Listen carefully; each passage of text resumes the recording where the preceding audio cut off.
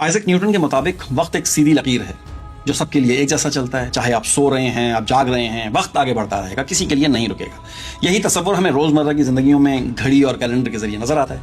لیکن آئنسٹائن نے وقت کی دنیا کو الٹ کے رکھ دیا تھا. اس کے مطابق وقت فکس نہیں ہے، وقت رفتار اور گریوٹی سے بدلتا رہتا ہے. جتنا تیز آپ چلتے ہیں وقت اتنا سلو ہوگا. مثلا سیٹلائٹ میں موجود گھڑیاں زمین سے سست چلتی ہیں.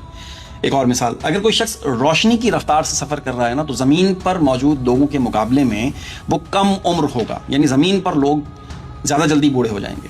یعنی وقت کوئی الگ چیز نہیں ہے بلکہ اسپیس اینڈ ٹائم کا حصہ ہے. اسپیس سے باہر وقت کی کوئی وقت نہیں ہے.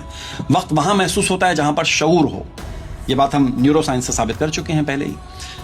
مثال کے طور پر اگر ہم گہری نیند میں سو رہے ہیں یا پھر بے ہوش ہیں یا پھر آپریشن تھیٹر میں انستھیزیا لیا ہوا ہے تو کیا ہوتا ہے؟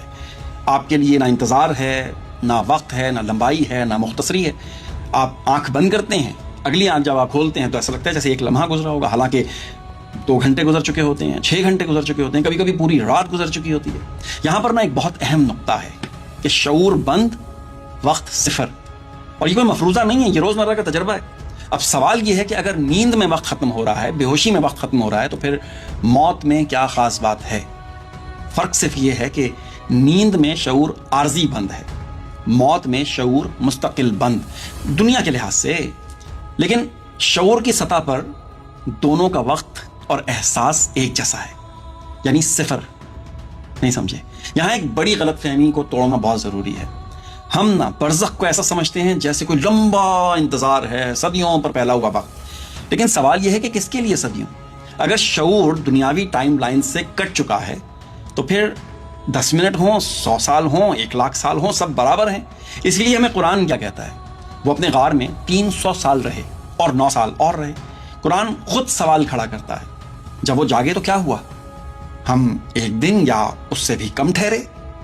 اب ذرا رک کے سوچیں کہ اگر وقت خود ایک مستقل حقیقت ہوتا تو پھر 309 سال ہی لگتے نا.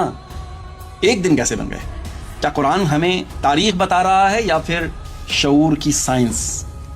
یہ سوال بہت خطرناک ہے مگر سچا ہے.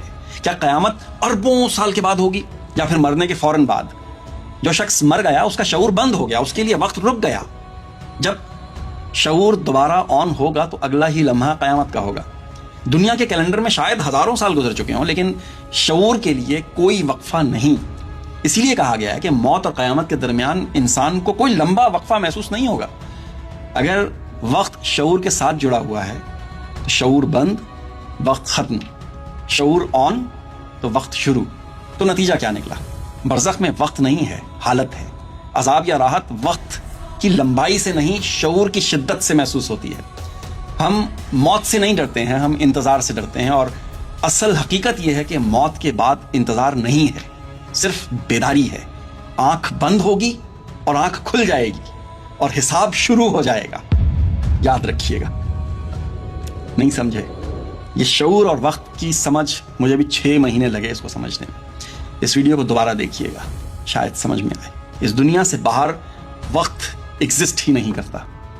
دنیا نہیں بلکہ اس کائنات سے باہر. اور خدا کائنات کے باہر ہے، اسی لیے نہ اس کا اول ہے اور نہ اس کا آخر ہے.